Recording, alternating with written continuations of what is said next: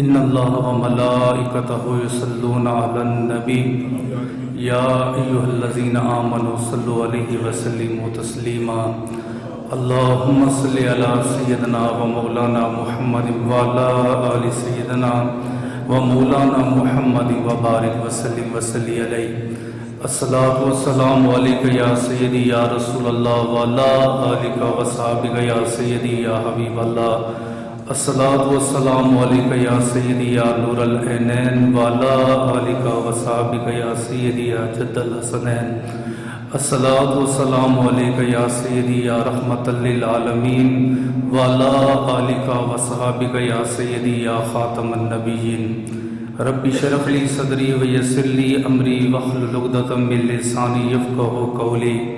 تمام تعریفیں، تمام حمد و ثناء اس ذات کے لیے، وہ ذات جو ایاک نعبد و ایاک نستعین بھی ہے، صراط مستقیم بھی ہے، نعم المولا و نعم النصیر بھی ہے، لہ مغفرۃ و اجر کریم بھی ہے، ان اللہ علی کل شیء قدیر کی حمد و ثناء کے بعد سید المرسلین و خاتم النبیین، شفیع المذنبین، انیس الغریبین، سراج الصالحین، احمد مجتبیٰ جناب محمد مصطفیٰ کے دربار کو ہر بار دربار میں ہدیتاً تحفتاً عقیدتاً محبتاً نذراناً درشتی پڑھنے کے بعد دعا گو ہوں کہ میرا پڑھنا اور آپ کا سننا اللہ پاک اپنے دربار لم یزل میں قبول و منظور فرمائے۔ میرے سمیت جتنے احباب قریب سے بعید سے تشریف لائے، ان کا آنا، ان کا بیٹھنا، ان کا سماعت کرنا اللہ اپنی پاک بارگاہ لم یزل میں قبول و منظور فرمائے۔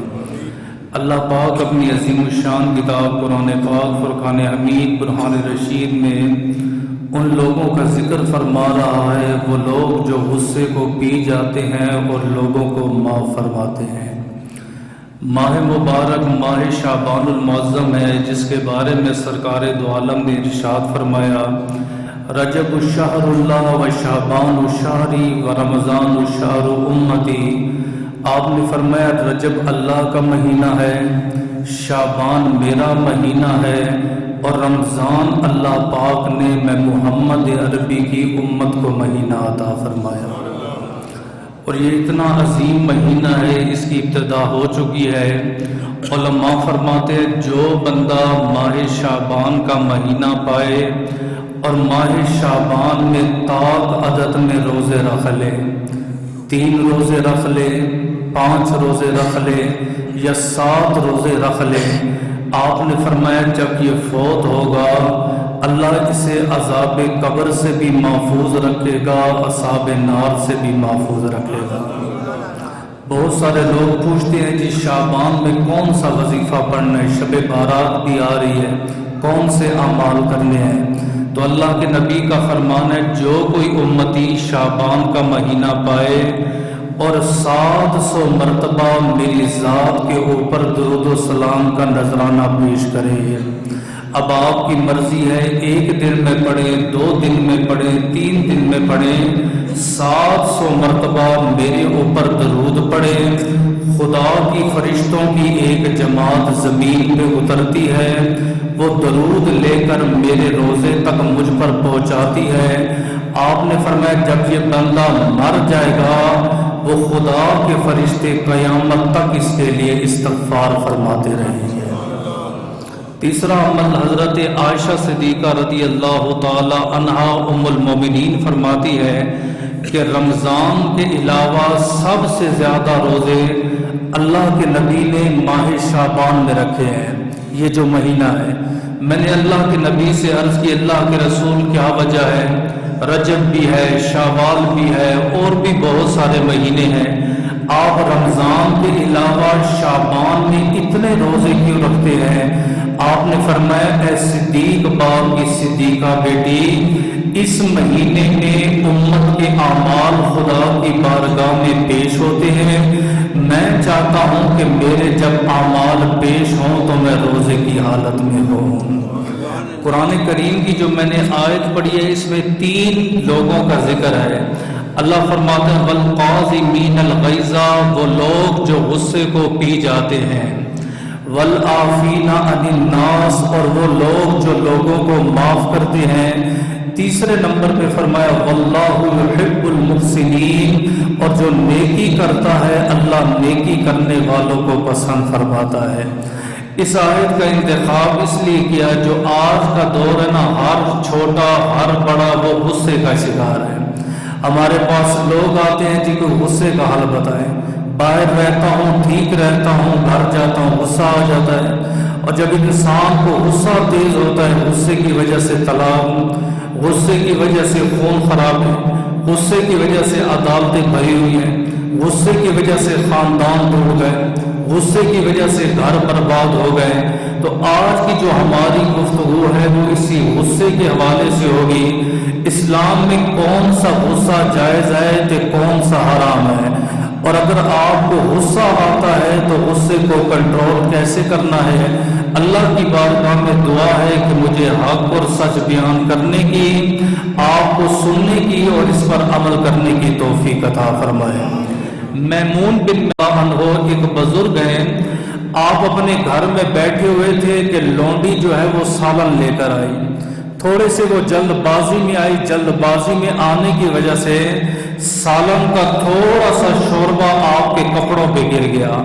میمون بن مہران رضی اللہ تعالی عنہ کھڑے ہوئے کہ میں اس لونڈی کو سزا دوں گا، اس لونڈی کو میں ماروں گا۔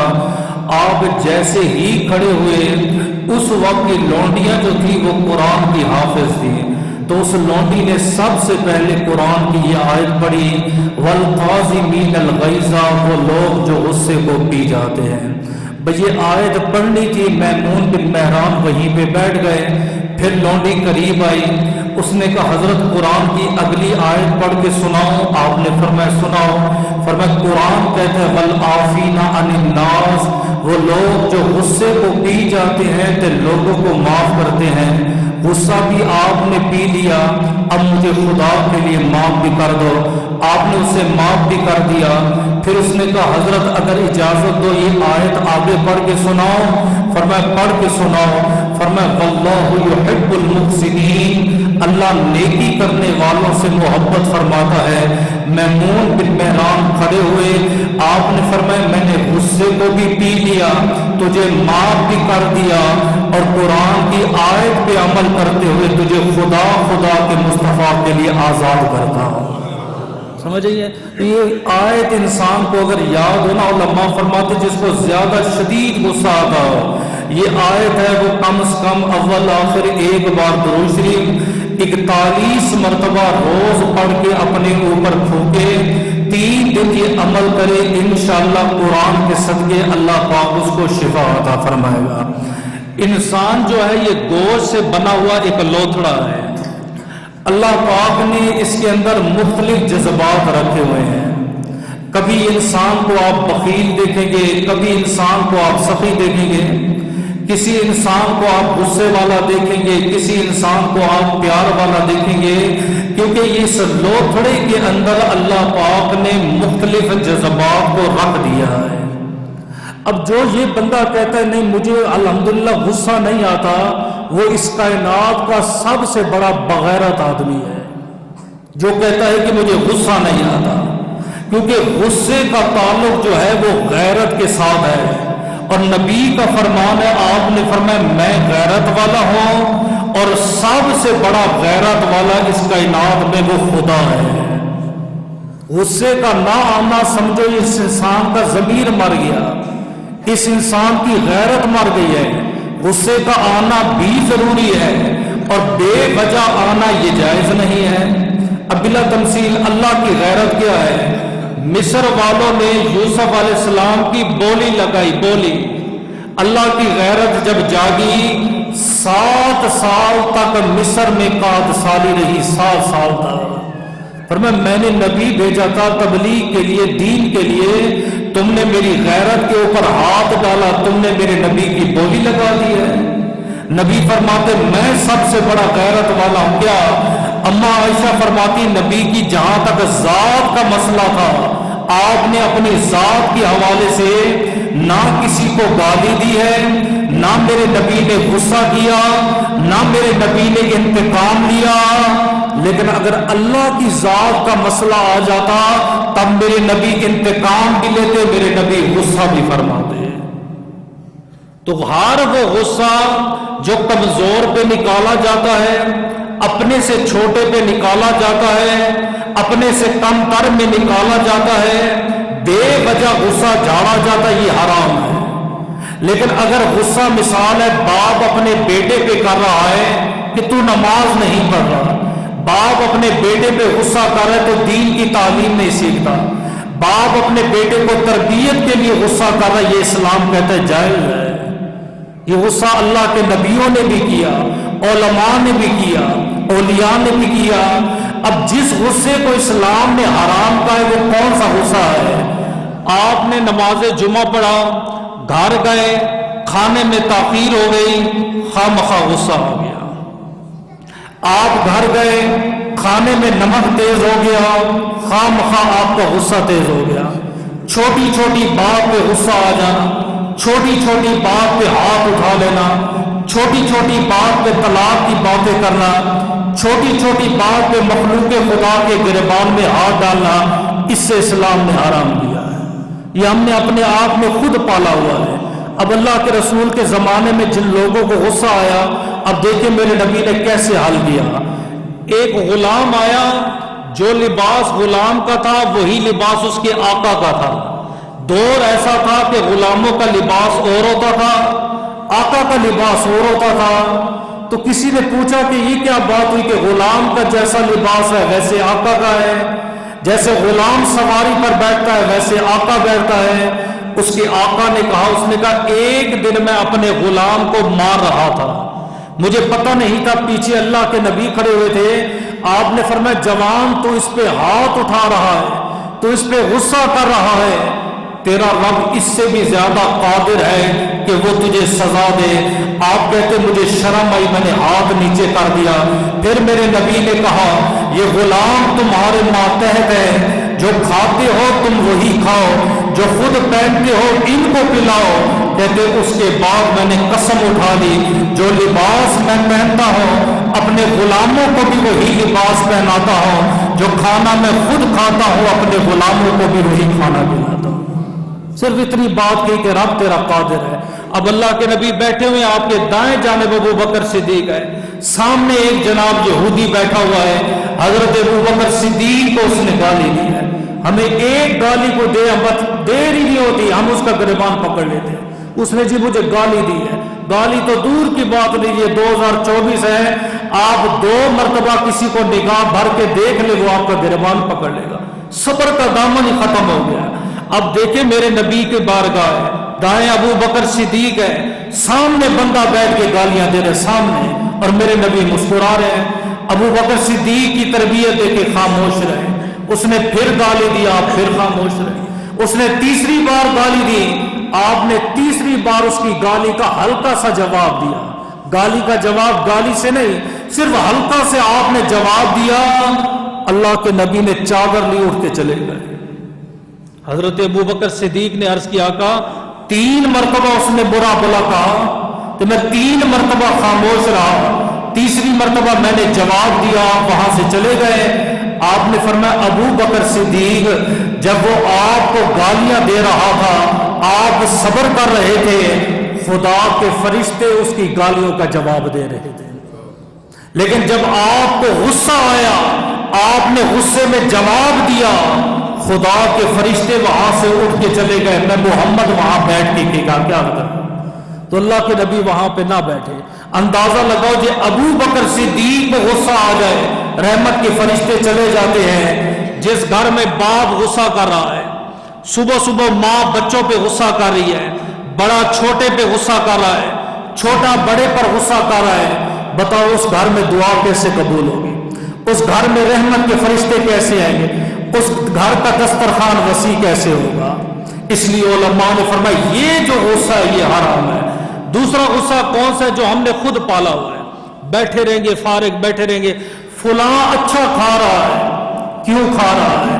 فلاں اچھا پہن رہا ہے، کیوں پہن رہا ہے؟ بے وجہ اپنے آپ کو ڈپریشن میں، ٹینشن میں، مصیبت میں، مشقت میں، پتہ چلے گا جی 18 سال عمر ہے، بندہ ڈپریشن کا مریض ہے، مجھے تو آج پتہ چلا 6 سال کے بچے ہمارے شوگر کے مریض ہو چکے ہیں، بی پی کے مریض ہو چکے ہیں، بی پی کنٹرول نہیں ہو رہا، غصہ کنٹرول نہیں ہو رہا۔ اس کی وجہ والدین نے جیسے تربیت کی بچوں نے ویسے تربیت، باپ نے چیخ کے بات کی ہے، بیٹے نے کیچ کر لیا، ماں نے چیخ کے بات کی ہے، بیٹے نے اس کو کیچ کر لیا، اور اس کی ابتدا شیطان نے کی تھی۔ موسیٰ علیہ السلام کا دربار لگا ہوا تھا تو شیطان آ گیا، اس نے کہا، شیطان نے کہا پاک موسیٰ، اللہ نے آپ کو نبی بھی بنایا، اللہ نے آپ کو رسول بھی بنایا، کوہ طور پہ جاتے ہو، ہم کلام بھی ہوتے ہو، سنا ہے آج پھر طور پہ جا رہے ہو؟ آپ نے فرمایا ہاں جا رہا ہوں۔ فرمایا پاک موسیٰ ایک چھوٹی سی میری عرض ہے، رب کے ہاں پیش کرو گے؟ آپ نے فرمایا کیوں نہیں؟ فرمایا رب کو کہو میں توبہ کرنا چاہتا ہوں تو معافی مانگنا چاہتا ہوں، وہ جو میں نے سجدے سے انکار کیا تھا، لعین ہو گیا تھا، آج میں توبہ بھی کرنا چاہتا ہوں تو معافی بھی مانگنا چاہتا ہوں۔ پاک موسیٰ علیہ السلام خوش ہو گئے، جلدی سے طور پر گئے، رب سے ہم کلام ہوئے۔ اے اللہ وہ شیطان لعین آیا تھا اور وہ کہہ رہا تھا میں توبہ بھی کرنا چاہتا ہوں تو معافی بھی مانگنا چاہتا ہوں۔ اللہ پاک نے فرمایا پاک موسیٰ میری رحمت کے دروازے وسیع ہیں، رحمت کے دروازے کھلے ہیں، اسے کہو آج بھی آدم کی قبر کو سجدہ کرنا تیرا کام ہے، تیرے گناہوں کو معاف فرمانا رب العالمین کا کام۔ ٹھیک ہے، پاک موسیٰ علیہ السلام طور سے نیچے لوٹا، کہ شیطان تجھے مبارک ہو، رب مان گیا ہے، رب نے کہا ہے کہ آج بھی آدم کی قبر کو تو سجدہ کرے گا، میں رب تیرے گناہ معاف کر دوں گا۔ آگے شیطان تو شیطان ہے نا، فوراً غصے میں آیا اور غصے میں آ کے جواب کیا دیا؟ اس نے کہا جب آدم زندہ تھے تب میں نے سجدہ نہیں کیا، اب تو معاذ اللہ مر کے مٹی ہو گئے، اب میں کیسے سجدہ کروں؟ معلوم ہوا انبیاء کو مردہ کہنا اور انبیاء کے بارے میں یہ لفظ کہنا کہ مر کے مٹی ہو گئے ہیں، یہ شیطان کے ابلیس کا طریقہ ہے، یہ مومن مسلمان کا طریقہ نہیں۔ پاک موسیٰ علیہ السلام جانے لگے، اس نے کہا پاک موسیٰ آپ نے میری رب کی ہاں سفارش کی ہے، میں 3 چیزیں بتاتا ہوں، اپنی امت کو بتا دینا، امت کبھی گمراہ نہ ہوگی۔ آپ نے فرمایا وہ 3 چیزیں کون سی ہیں؟ فرمایا سب سے پہلے جب ایک مرد اور ایک عورت تنہائی میں بیٹھتے ہیں، تیسرا ان کے درمیان میں شیطان ہوتا ہوں۔ یہ جو کہتے ہیں نا بچیوں پہ ہمیں اعتبار ہے، جی ہمیں اپنی بچوں پہ اعتبار ہے، تربیت کی ہے، بھئی آپ کو اپنی بچیوں پہ اعتبار ہے، بچوں پہ اعتبار ہے، شیطان پہ اعتبار ہے۔ اور کسی نے کہا کہ جب پڑھانے والا با یزید بستانی ہو تے پڑھنے والی رابعہ بصری ہو تے جگہ بھی خانہ کعبہ ہو اور کتاب بھی قرآن پاک ہو، پڑھانے والا با یزید بستانی تے پڑھنے والی رابعہ بصری ہو، جگہ خانہ کعبہ ہو، کتاب قرآن پاک ہو، تب بھی مرد عورت کے ساتھ تنہائی میں نہ بیٹھے۔ شیطان نے کہا اس نے پاک موسیٰ جب ایک عورت اور دوسرا مرد ہوتا ہے، تیسرا اس کے درمیان میں شامل ہو جاتا ہوں، اپنی امت کو کہنا ذرا محفوظ رہے۔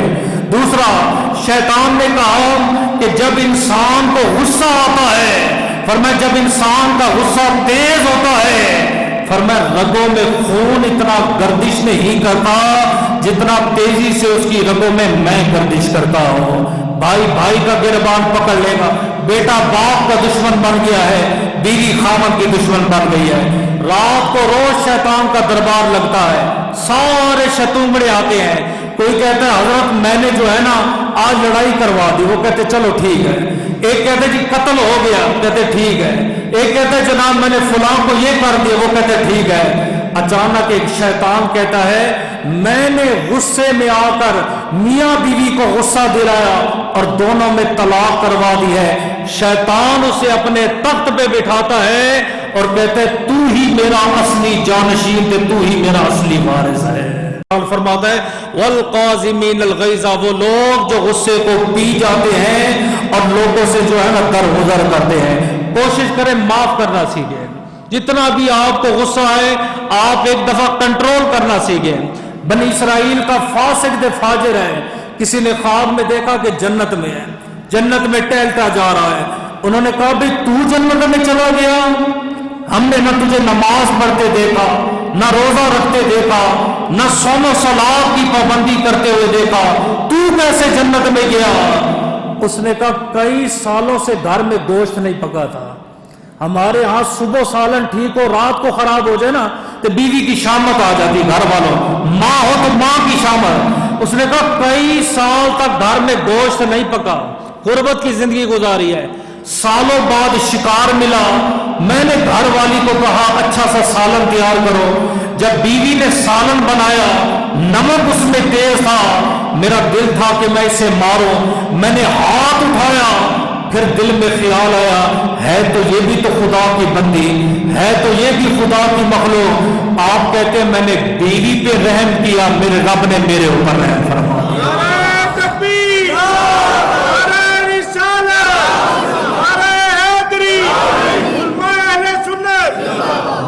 معافی کی طرف کوشش کرے، جتنا ہو درگزر کرے، یہ دور ختم ہو گئے، لڑائی جھگڑے والے تو میں والے دور ختم ہو، معاف کرنے والی کوشش کرے۔ ایک حاجی صاحب حج کے لیے جا رہے تھے، تھیلی ان کے پاس تھی، لمبے سفر ہوتے تھے، 6 مہینے بیچارے پیدل جاتے تھے، اب اس تھیلی کے اندر سارا سونا چاندی اشروی کھانے پینے کا سامان موجود ہے۔ راستے میں ایک ڈاکو جوان نے دیکھا بزرگ بابا ہے، ہاتھ میں لاٹھی ہے، حج کے لیے جا رہا ہے، اس کی اگر تھیلی چھین لوں گا یہ مجھے پکڑ بھی نہیں سکتا، میں جوان آدمی ہوں، میں بھاگ جاؤں گا۔ اس نے دوڑ لگائی اور بابا جی کے ہاتھ سے تھیلی چھینی اور بھاگ پڑا، چند قدم آگے بڑھا تو نابینا ہو گیا۔ قافلے والوں نے اس لڑکے کو پکڑا، تھیلی اس سے واپس لی، اس بزرگ کو دی اور کہا بابا جی اب تو اسے معاف کر دو، خدا نے اتنی بڑی سزا دی ہے، آپ کس نے تھیلی چرائی ہے، اللہ پاک نے نابینا کر دیا ہے۔ اس نے کہا بیٹا میں نے تو اسی ٹائم ہی معاف کر دیا تھا جب اس نے تھیلی چھینی۔ فرمایا پھر یہ نابینا کیسے ہوا؟ فرمایا یہ تو خدا کا عذاب ہے، یہ تو اللہ کی قدرت ہے۔ جوان کہنے لگا بابا ہمارے ہاتھ سے کوئی بندہ کوئی چیز چھینتا ہے، اللہ کرے یہ جملہ سمجھ آ جائے، اللہ کرے یہ جملہ آپ کو سمجھ آ جائے۔ فرمایا ہمارے ہاتھ سے کوئی بندہ کوئی چیز چھینتا ہے، ہم تو بد دعائیں دیتے کہ طاقت ہو تو پکڑ لیتے ہیں، آپ نے معاف کیوں کیا؟ اس نے کہا بیٹا نبی کی حدیث ہے جب تک میری امت کا حساب مکمل نہیں ہوگا، میری امت جنت میں نہیں جائے گی، تب تک میں نبی جنت میں نہیں جاؤں گا۔ کل قیامت کا دن ہوگا، اس تھیلی کی وجہ سے یہ بھی لٹکا رہے گا، میں بھی لٹکا رہوں گا، اور اتنی دیر میرے نبی جنت سے رکے رہے میری غیرت گوارا نہیں کرتی۔ اس لیے میرے ساتھ جو بھی برا بلا کہتا ہے میں خدا کے رسول کے لیے اسے معاف کرتا ہوں، کیوں؟ فرمایا آج میں اسے معاف کروں گا، کائنات کا رب مجھے معاف کرے گا۔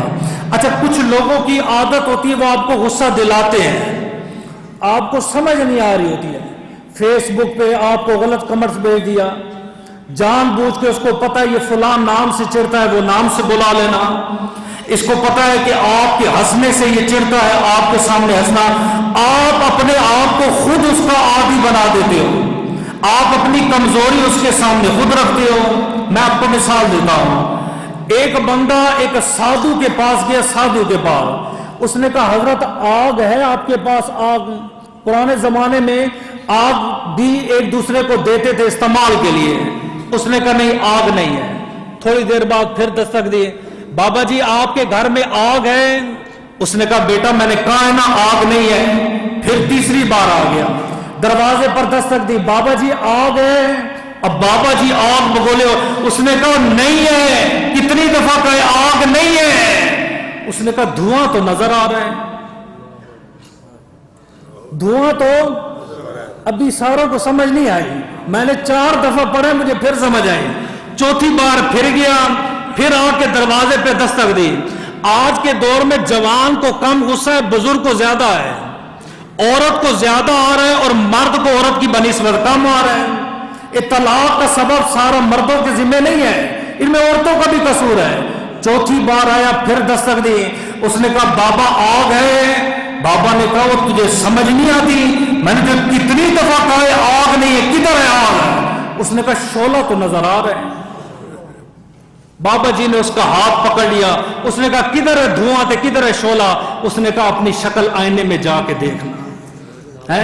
پہلی دفعہ سوال کیا، تیرا چہرہ کچھ اور تھا، دوسری بار سوال کیا، تیرے چہرے سے دھواں نکلنے لگا، تیسری بار تے سوال کیا، تیرا چہرہ کوئلے کی طرح سرخ ہو گیا۔ تو یہ بعض لوگوں کی عادت ہوتی ہے، ہمیں غصہ دلاتے ہیں، ہمیں چاہیے کہ ہم نے اپنے آپ کو قابو کیسے کرنا ہے۔ ایک بزرگ ایک دوسرے بزرگ کے پاس چلا گیا، کبھی کبھی بزرگ بھی موڈ میں بیٹھے ہو نا تو یہ آپس میں ایک دوسرے کو بھی چھیڑتے رہتے ہیں۔ ایک بزرگ دوسرے بزرگ کے پاس چلا گیا، اس نے کہا بابا جی نیند نہیں آتی، اس نے کہا بڑھاپا ہے، اس نے کہا بھوک نہیں لگتی، اس نے کہا بڑھاپا ہے، اس نے کہا سکون نہیں ہے زندگی میں، اس نے کہا بڑھاپا ہے، اس نے کہا آنسو نکلتے ہیں، کہا بڑھاپا ہے، اس نے کہا جو کھاتا ہوں ہضم نہیں ہوتا، کہا بڑھاپا ہے، اس نے کہا چلتا ہوں تو تھک جاتا ہوں، کہا بڑھاپا ہے۔ اس سامنے والا بزرگ جلال میں آ گیا، اس نے کہا بابا ہر سوال کا ایک جواب کیوں دے رہے ہو؟ اس نے کہا بڑھاپا ہے۔ سمجھ آئی؟ بڑھاپا ہے۔ تم بتانے کا مقصد یہ ہے، بعض لوگوں کی عادت ہوتی ہے ہمیں غصہ دلا رہے ہوتے ہیں کہ ہم نے ان کے غصے میں نہیں آنا۔ اب میں آپ کو بتاتا ہوں کنٹرول کیسے کرنا ہے۔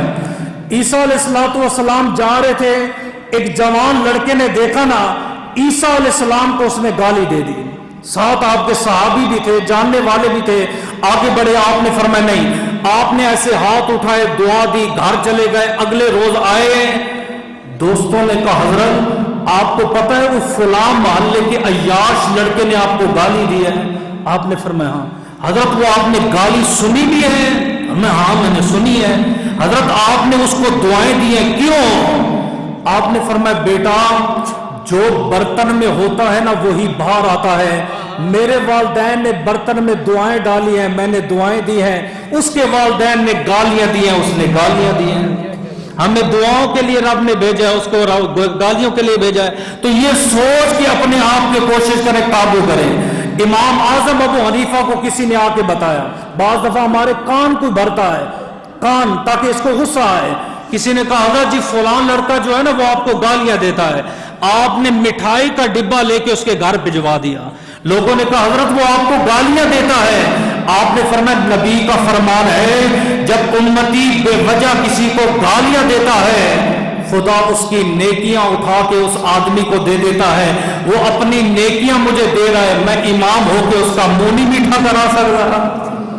اسی طرح امام صاحب کا ایک مخالف آ گیا نا، امام صاحب کا، امام صاحب کی عمر تقریباً اس ٹائم 50 سال یا اوپر ہے، آپ کی والدہ کی عمر ہے 90 سال۔ اب غصہ دلانے والے کہاں تک چلے جاتے ہیں؟ آپ کی والدہ کی عمر ہے 90 سال، تو جوان آپ کی بارگاہ میں السلام علیکم وعلیکم السلام، امام اعظم ابو حنیفہ آپ کی والدہ بیوہ ہیں؟ آپ نے فرمایا ہاں میری والدہ بیوہ ہیں۔ فرمایا اگر اجازت دو میں آپ کی ماں سے نکاح کر لوں۔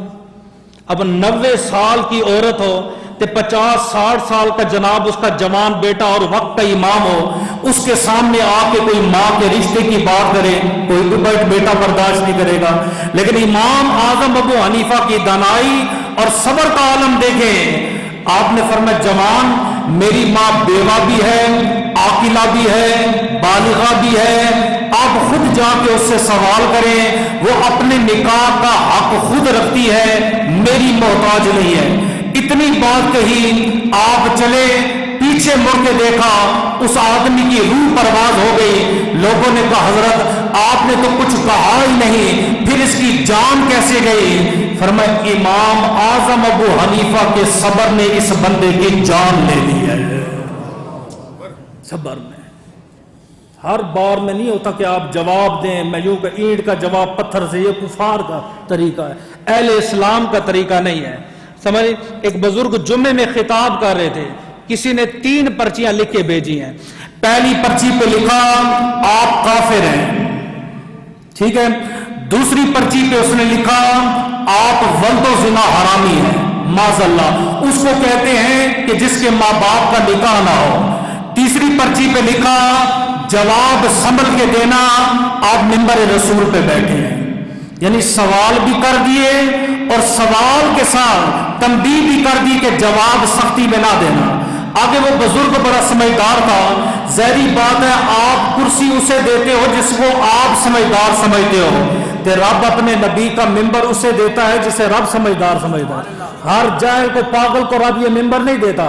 اس بزرگ نے کہا جی پہلی پرچی لکھی گئی ہے اور پرچی میں لکھا ہے جی آپ کافر ہیں.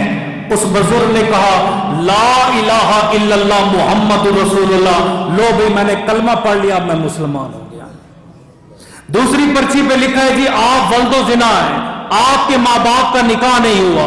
آپ نے فرمایا کہ جمعۃ المبارک میں ایسے جوان بھی موجود ہیں، بزرگ موجود ہیں جو میرے ماں باپ کے نکاح کے گواہ ہیں، اگر کہتے ہو تو میں گواہ بھی پیش کر دیتا ہوں. تیسری پرچی پڑھ کے سنائی، لکھا تھا کہ جواب سنبھل کے دینا. فرمایا بیٹا آپ کو بتانے کی ضرورت نہیں، ہمیں پتہ ہے یہ اللہ کے رسول کا منبر ہے، ہم جب یہاں بیٹھتے ہیں تو ہمیشہ سنبھل کے ہی بیٹھتے ہیں. ایران کا بادشاہ، اس کو غصہ تیز آتا تھا شدید. اس نے ایک ساتھ اپنے دانا رکھا ہوا تھا، جب بھی بادشاہ کو غصہ آتا قوم ڈرتی تھی غلط فیصلہ نہ ہو جائے، وہ دانا جو ہے وہ 3 پرچیاں لکھتا تھا. پہلی پرچی پہ غصہ تھوڑا سا کم ہوتا، دوسری پرچی پہ پھر اس سے کم ہوتا، تیسری پرچی پہ فوراً غصہ چلا جاتا. وزیر بڑے حیران ہوتے آخر پرچیوں میں ہے کیا. 3 پرچیاں بادشاہ کے سامنے جاتی ہیں، مسئلہ ٹھیک ہو جاتا ہے کہ ہمارا غصہ جب تک بی پی کی گولی نہ لے، جب تک اگلے بندے کو مارے نہیں، زمین پہ نہ گرا دے یا جیل تک نہ پہنچا دے، ہمارا تو ٹھنڈا ہی نہیں ہوتا نا. 3 پرچیوں میں اس آدمی کا غصہ چلا جاتا تھا. آپ بھی اپنا غصہ دور کر سکتے ہیں صرف ان 3 پرچیوں میں. پہلی پرچی پہ کیا لکھتا تھا؟ پہلی پرچی پہ لکھتا تھا بادشاہ سلامت، قوم کے اوپر رحم فرمائیں، ایک نہ ایک دن آپ نے مرنا ہے. دوسری پرچی پہ لکھا ہوتا تھا اپنی موت کو یاد رکھیں، بادشاہی سدا نہیں رہنی، ایک نہ ایک دن مر کے خدا کے رسول کے سامنے جانا ہے. تیسری پرچی پہ لکھا ہوتا تھا فرمایا کہ اپنی قبر کو یاد کریں، آج تو تخت پہ بیٹھے ہیں، ایک نہ ایک دن قبر میں لیٹنا ہے. جب بادشاہ انہیں 3 پرچیوں کو پڑھتا فوراً جو ہے اس کا غصہ چلا جاتا. اب غصے کے حل کے لیے علماء نے 4-5 وظائف بتائے ہیں، آپ وہ کر سکتے ہیں، آسان ہے. سب سے بہتر کیا ہے، اللہ کے نبی کے بارگاہ میں 2 آدمی لڑ رہے تھے، تو لڑائی اتنی شدت کی ہوئی کہ ان کی رگیں جو ہے نا وہ پھولنے لگی، خون ان کا نظر آنے لگا. اللہ کے نبی نے فرمایا میں ایسا عمل جانتا ہوں اگر یہ عمل کرے تو ان کا غصہ جاتا رہے گا. عرض کیا آقا عمل کون سا ہے؟ آپ نے فرمایا جب 2 بندوں کو غصہ آئے پڑھا کرو لا حول ولا قوت الا باللہ. فرمایا اس وظیفے کے صدقے اللہ پاک اس مریض کو شفا عطا فرمائے گا. دوسرا، جس کو شدید غصہ آتا علماء فرماتے وضو کر لے. اگر وضو نہیں کر سکتا کم سے کم اپنے ہاتھ دھو لے یا اپنے چہرے پر پانی کا چھڑکاؤ کر لے، اس سے بھی غصہ چلا جائے گا. تیسرا حل آسان، آپ کے پاس پانی بھی نہیں ہے، آپ وظیفہ بھی نہیں پڑھ لے، علماء فرماتے فوراً زمین پہ لیٹ جائیں. کیوں؟ زمین پہ جب لیٹے تصور یہ کرے ایک دن مر کے میں نے قبر میں بھی لیٹنا ہے. فرمایا جب زمین کے ساتھ لیٹے گا اس کا غصہ چلا جائے گا. چوتھا حل علماء نے لکھا، فرمایا اس سے بھی نہ جائے تسمیہ پڑھے اعوذ باللہ السمیع العلیم والسلطان القدیم من الشیطان الرجیم. فرمایا یہ پڑھ لے، اس سے بھی غصہ چل جائے گا. پانچواں علماء فرماتے تب بھی نہیں جا رہا، اپنی پوزیشن چینج کر لے. بیٹھا ہے کھڑا ہو جائے، کھڑا ہے بیٹھ جائے، دائیں ہو جائے بائیں ہو جائے، کمرے کو چینج کر لیں، اس سے بھی جو ہے نا اس کا غصہ چلا جائے گا. 7واں اور آخری ہے، سائنسی کتابوں میں تو ہمیں نہیں ملا، طب میں اندر یہ بات ملی ہے. فرمایا جس کو شدید غصہ آتا ہو اپنے ناک کو دائیں ہاتھ سے پکڑ کے دبائے، انشاءاللہ اللہ تبارک و تعالیٰ اس کے غصے کو دور فرمائے گا. دعا ہے کہ اللہ عمل کی توفیق